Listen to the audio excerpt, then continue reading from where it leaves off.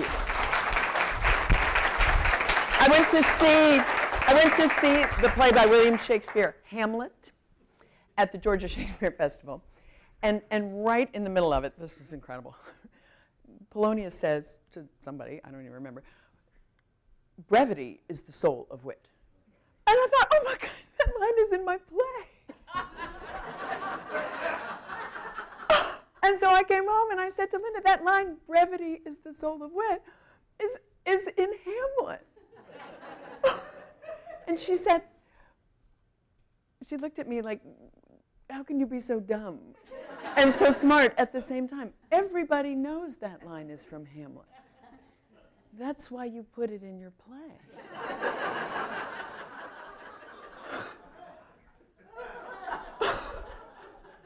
Oh. Well, glad we cleared that up. So then my friend Jamie Lovett, who's sitting over here, teaches AP English, and she has her students read wit, and it sort of prepares them for Hamlet. So she has them read wit first, and then that teaches them the skills of close reading, and then they read Hamlet. Then they read, you know, a real play. It's Hamlet.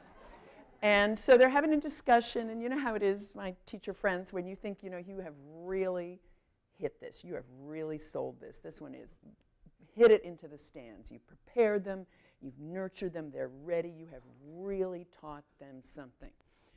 And one student raised a hand and says, I was surprised to see so many quotations from wit in Hamlet.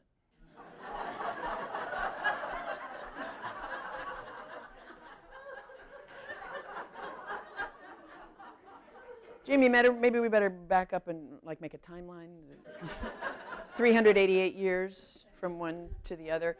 When I taught English as a second language, I had a student who came in, and I had that feeling again, like I have sold this material. I have delivered the mail. I have signed, sealed, and delivered. I have set this up. You have learned from me. And then she brought in her project on liquids, gases, and salads. And there were 3 little illustrations. And there was liquids, it was like water, and gases, steam coming out of the kettle. She got that. And then there's a salad bowl with 2 tongs in it. So we do what we can. We're casting our bread upon the waters there as teachers, and we're selling the material as best we can. But what they make of it, really, there's not much we can do about it. It's not in our control. It turns out Hamlet is full of quotations, and I'm not the first person to say that. That when you're sitting there with Hamlet, when you're awake, you hear over and over again stuff that you already knew. And so the general feeling that I myself had when I saw Hamlet was, wow, this is so exciting, that first scene at the beginning and everything, and then I was awake for my part, for the wit part, you know, the brevity is the soul of wit, and then I kind of drifted off again. And then I woke up for the sword fight. And that was very exciting. And then we had gone to the movie Hamlet, of course, and we were prepared. We brought snacks. Remember the snacks? I remember the snacks. We brought the cinnamon coffee cake. It was so good. Do you remember that? Right. So we sit down to watch the movie of Hamlet. It's just 4 hours long. Hamlet, we're going to do this. Okay, Hamlet. And then I woke up for the snack. And then I went back to sleep again. I don't remember anything about the movie. So this summer, getting ready, I rented it. And I thought, well, I'm going to really focus my mind. I'm getting ready to give this talk. I'm going to watch the movie of Hamlet on the couch, which was kind of a mistake now that I think back on it, because I also fell asleep in that. So when I think of William Shakespeare, I remember the snack. And I remember falling asleep. I remember times when I was just bored out of my mind. Just, what are you talking about? What is this all about? I'm not going to ask you to raise your hand, because I know none of you would, but you all remember this exact feeling. And it's thou and thou and thou. And what is this about? And then you fall asleep. I also remember going to see a play by William Shakespeare in 1988 and coming out not the same person I was when I went in. And I don't know how that happens. That's very mysterious. When Ben Jonson, who was Shakespeare's frenemy, wrote about Shakespeare, he said, he was not of an age, but for all time, which is not really true. And that's me saying, that's my part. His part ends with, not for an age, but for all time. That's the end of Ben Jonson. And then there's me saying, that's not really true. Because Shakespeare's project was not to be immortal, or to be the bard, or to be the person in the statue, or to be the person that we think of when we think of English literature. Shakespeare's project was to fill the house on Tuesday afternoon. There's a theater, and he owns part of it. He's a shareholder, so he is a business entrepreneur. And there's 600 people standing here, and 300 in each of the balconies, and everybody in town is coming. And not only does he need to get them to come this Tuesday afternoon, but he needs them to come back. But for them to come back, he has to write something else for Wednesday afternoon. And so the timelessness, the immortality of Shakespeare would not be recognizable to the actual Shakespeare in any way, because his creative life was a frantic, desperate, exhilarating, adrenaline-charged, wild roller coaster ride to throw something together, because here comes the audience. The only people who really get this are classroom teachers.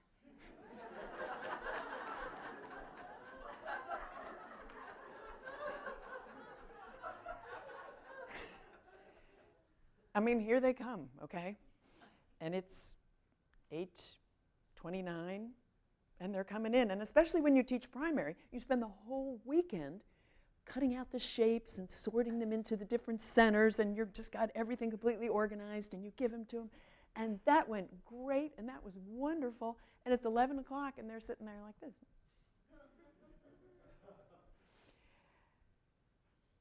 And you have to think of something else very, very quickly.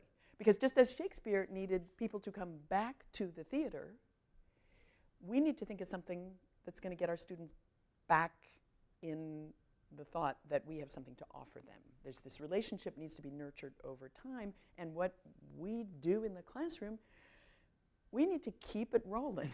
It has to keep coming. And that's just the insanity of classroom teaching. This feeling that we have thought of something so good, so right, so quickly, and that we're going to have to do something even better, even more quickly the next day, and on and on and on. I mean, we do get a summer vacation, and we have earned it by then, because this thought that you need to have something else now and then get ready for something else immediately after is our stock in trade. That's what we do. So the only people in the room who are really going to get my talk are classroom teachers, right? Right? And everybody else, you're going to be laughing. You laugh when they laugh, and you'll be fine. All right? And if the rest of you feel sort of, isolated and kind of left out, yeah, I mean that. I intend for you to feel that way, because you're losers, okay? So William Shakespeare has got to put something together for Tuesday afternoon. People are coming to the Globe. London has 200,000 people in it, which is about the size of Chattanooga now. And the city itself would fit on the Emory campus. It's small. There are not very many people. And only gradually in the 1570s, 1580s, can London really sustain a professional theater. So the people are coming, and around 1580, 5,000 people a day went to the theater. And by 1610, 10,000 people a day in a town of 200,000 people went to the theater. Now, I don't know if you've ever been to the movies in the middle of the week, but don't you always want to look around and say, don't you people have jobs? And I think that's what happened. Everybody just knocked off work and went to see a play. And they didn't have to go see a play, because right next to the theater was bear baiting. And they cost the same. So they're calling each other, texting each other, you're going to bear baiting tonight, or you're going to this afternoon, you're going to the theater. Let's go to the theater. No, I'm going to bear baiting. Okay, well, I'll see you after. Okay. If you can choose between play by William Shakespeare and bear baiting, and they cost the same, and they're right next to each other, why would you go to something that's boring and makes you fall asleep? There's not any economic way to think about it that makes sense. You make 4 pennies a day in your trade job, and it costs you 1 penny to go to the theater. And so you're going to have to skip lunch. And since you're skipping lunch, you might as well skip out of work at lunch and go to the theater. So you're standing there, and you're all smelly and dirty from your work, and you can either watch live animals tear each other to pieces, which does sound kind of exciting, or you can wait 4 hours for a sword fight. That really is not much of a choice, unless there's something going on in a play by William Shakespeare that's worth giving up a meal, an afternoon of work, and bear baiting. There must be something about what happens when we go see the play that is more fun, more remunerative, more rewarding, and more meaningful, and more worth doing than all our other options. So what is that thing? What is it about Shakespeare that makes it worth giving up all the things we have to give up in 1607 to go see his play? The thing that we get out of it is the way it makes us feel. There's something that happens to us when we're there that gives us a feeling that we want to have again tomorrow. When Shakespeare was writing, the permanent object of the play was a thing of no value. The piece of paper that the play was written on was only valuable in as much as it prepared the actors to put on the show. The show was the thing that made money, the bodies in the theater. So the pieces of paper where the parts happened to have been written down had no value. Once the play had been performed, there was no reason to keep them, no special room. Now, they kept the costumes. Those were valuable. And when the theater catches fire, go get the costumes, because the costumes can be useful again.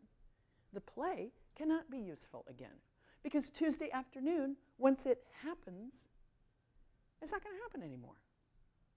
There weren't enough people in London to perform a play over and over again.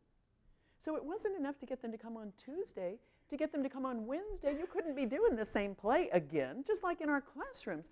Well, let's do that lesson again. That went so well. So we're moving into a world where things happen and exist right this second, and then once they've happened, they don't happen anymore. You had to have been there. There's nothing about the play text itself that has value once it's been performed. So Shakespeare made about £6 for writing a play. And the costume that one of the kings wore was worth £20, which is funny to think about 400 years later, that something that is subject to moths and decay has almost 4 times the value of the thing that now we enshrine and worship. What made money was Tuesday afternoon. And everything around that was meant to serve that. So it's Tuesday afternoon, we've knocked off work, and we're going to go see a play by Shakespeare. It's called Antony and Cleopatra. I think it ends badly. Let's go see why. Let's go see what happens. We're standing there, we've knocked off work, we're ready to go. The play's going on, and on, and on, and on. 40 characters, 40 scenes. Takes place in Rome, in Egypt, in Sicily, in Greece. It's just all everywhere. It goes on and on and on. And Caesar, Antony and Cleopatra are losing, and Caesar is winning. And he makes clear that his plans are to capture alive Antony and Cleopatra and parade them through the streets of Rome in triumph. And these are 2 characters who have an amount of self-regard. And they find this prospect to be distasteful. And so they make speeches to their servants about it, saying just how unpleasant this is probably going to be. Antony calls his servant and says, "Kill me." And his servant said, "I'm not going to kill you. Kill me. Better I should die than be led in triumph through the streets of Rome. Go on, kill me, kill me, kill me now, kill me now." And his servant says, "I'm not going to kill you." And Antony says, "Well, then I'm going to bore you with a speech." And the servant says, "Well, I'll kill myself," right? "Wouldst thou be windowed in great Rome and see thy master thus, his face subdued to penetrative shame, bending down his corrigible neck, whilst the wheeled seat of fortunate Caesar, drawn before him, branded his baseness that ensued." Now, let me say this about that. Bruh, what is that all about? What are you talking about? You're talking about yourself in the third person. It's like Bob Dole, right? And so the person you're talking about is you, but you're saying him. And then you're talking about all these words that we don't know. Corrugate or corrigible. What is that word? We don't know what that word is. Penetrative shame. What is that? And also, is there a verb in there somewhere? There are 10 lines. The only verb I can find is an adjective, which is branded, and this has been going on for 3,000 lines already. We can hardly blame Shakespeare for this, because that's how Antony talks. It's not Shakespeare's fault.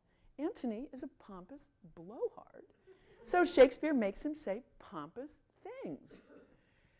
Antony is gathering up all the resources of classical drama and puffed up words, and he says something that is very tedious and boring, because that's what he's like. And then it's Cleopatra's turn. And she says to her servant, "Thou, an Egyptian puppet, will be shown in Rome as well as I. Mechanic slaves with greasy aprons, rules, and hammers shall uplift us to the view.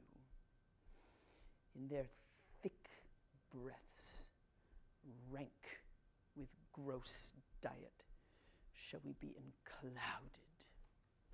The gods forbid, nay, 'tis most certain, Eros." When she says this, we stop and we say, wait a minute. And we put our hand on our heart and we realize we're wearing our apron and it's greasy. So what she's saying is, she is Cleopatra in 31 BC. And she's thinking, the worst thing that could ever happen to me is to become a character in a play by William Shakespeare in 1607. And we're here, and we've got greasy aprons, and I brought my hammer, and she says we have bad breath, which we do, but we all have it, so we just call it breath. And she's talking about then and now, and her and us, and I get it. She says saucy lictors will catch at us like strumpets, and scald rhymers ballad us out of tune. The quick comedians extemporally will stage us and present our Alexandrian revels. Antony shall be brought drunken forth, and I shall see some squeaking Cleopatra buoy my greatness in the prospect of a whore.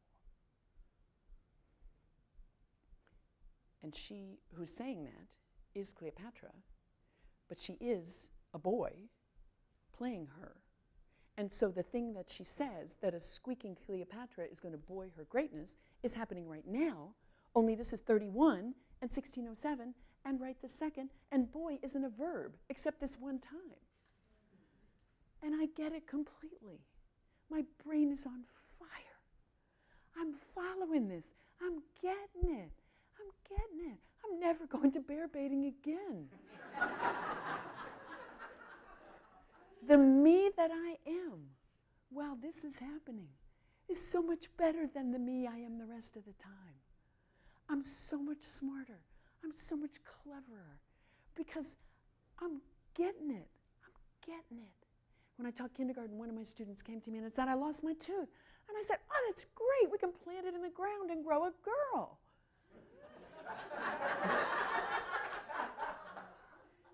And she went through the stages of incomprehension. Wait a minute. It's a tooth. Girls don't grow from teeth. You knew I knew that. And I know you know I knew that. And I know you'd know that I would get it, and you wouldn't have said that to the other people. You're only saying it to me. And my knowing that you're knowing that I'm knowing that you're knowing that I'm knowing, I'm never going to go to bear baiting. There's something that you have pitched to me that I have caught. And I'm going to keep that feeling forever. It's your belief in my ability to get what you're saying that bonds us and that enlarges us. So when Shakespeare is writing, he can't write stuff that people aren't going to get. They can't fall asleep because they're standing up. They can get a snack or something, but he is not writing stuff that people don't get. That wouldn't make sense now, would it? He's writing for just outside of where you are right now. When we're teaching, it would be more convenient if we taught them the things they already know. It would take less time. Their assessments would be better. Their benchmarks would be better. Come along, children. Let me repeat for you the things you already know. Let me teach who you are right now. So I am teaching 6th grade. We just go over the 5th grade stuff again. That's very affirming. When I go, that makes me feel smart. That's who I am. That's all right.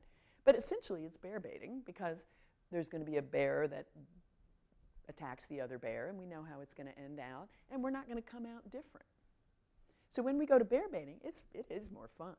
It's guts and stuff. But we're the same person coming in as coming out. On a good night, when we're going to Shakespeare, we've got our friends with us, and Shakespeare is putting something out there. It's in the zone of proximal development, teachers. It's competency +1, teachers. It's who we are and then some, just out of reach, just beyond. It's us as we would be if we were a little more like ourselves, which for this time, this short time, we are. And that's why we go on Tuesday afternoon. And then when we hear there's another play, we're going to go see that one. And that's why Shakespeare and his little friends are putting on plays. In 30 days, they're doing 28 performances of 18 different plays, and that was typical. They have to keep them coming. They don't make money unless people show up, and people don't show up unless they get something out of it. And if all they get out of it is feeling like they're not very smart, then they're not going to keep coming. So our sense that Shakespeare is uncomeatable is not right. Ungraspable, yes. It's not expository writing. He's not explaining things to you. It's dramatic writing. He's writing as people talk, as the characters interact. There was no stage lighting. There were no scenery. There were costumes, which were worth the price of admission to come see. And there was nothing that lasted. The scripts were just thrown away. The actors had some miraculous ability to completely empty their brains of that play and fill them with the next play within a couple of hours to get ready to go. this energy, this excitement of creating something in this absolutely frantic rush to beat the clock and throw something together by the time the crowd comes in, teachers, is so energizing to Shakespeare, so exciting and so fun. I've heard from actors that the fun part is the first read-through. The joy, the astonishment is the first read-through. Everything after that is to codify that feeling in such a way that it can be repeated 8 times a week. But the joy is the first read-through. Megan told me that. So that feeling of the first time, the first read-through, listening so closely to another because you're really not sure what they're going to say next. The only part that you have are your lines and 2 words that come before you. So you really don't know how the whole play goes as an actor until it's actually going. So just as it's happening to the audience, it's kind of happening to you as an actor, and it's kind of happening to your character. So the liveness of it is nothing like what we consider live theater now. In live theater now, you have to stand in exactly the right place to hit your lighting cue, even though at that moment you feel inspired to stand over there. You can't, because everything is set up for you to stand right here. So the fixedness of live performance now is something that we're all very comfortable with. But this slapdashness of Shakespearean performance in Shakespeare's time, it takes a lot of rethinking to put our minds around, unless you're a classroom teacher. We plan for how we generally think it's going to go, but it happens. It's a happening. We really don't have a sense of the whole flow of it. We have the lines that we think are our lines, but then something happens and somebody says something and we go over here and we're on our feet. We're improvising in the classroom. Shakespeare's actors must have been so good at this. They worked together for 20 years. They were able to create entire worlds with one rehearsal. They didn't get paid for rehearsing, so they only rehearsed once. If they needed to go through a fight, that would take a little extra time. But they were not in business to go over it and over it and over again. That's not where the money was. You don't make money unless you're up there and there are people in the audience. So character analysis and rehearsal and motivation and Stanislavski and everything, they didn't do that. They were just throwing it together. And there's not much that we do now that's like that. But I don't know if you know this, teachers do it all day long. We do. We plan, we prepare, but we're good at it. We have enough practice at it that we're able to just wing it in public all day long. And then the next day, we're going to just wing it in public all day long, all over again. And there is something about it that is just thrilling. Because otherwise you would have to be insane to have that be your job.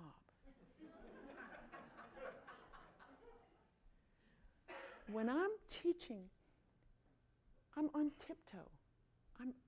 There's a me that I am when that's happening, that I'm not other times. I'm very tedious to be around at other times.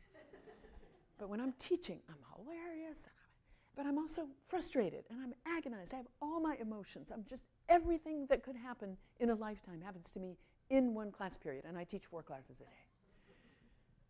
So Shakespeare's project was not to create literature. Virginia Woolf said he seems to have surpassed literature, I would say, if I knew what I meant. And that's the end of the quote. Her quote goes all the way through that last part. He seems to have surpassed literature itself, I would say, if I knew what I meant. And if she doesn't know what she means, I don't really know what she means, and yet I get it.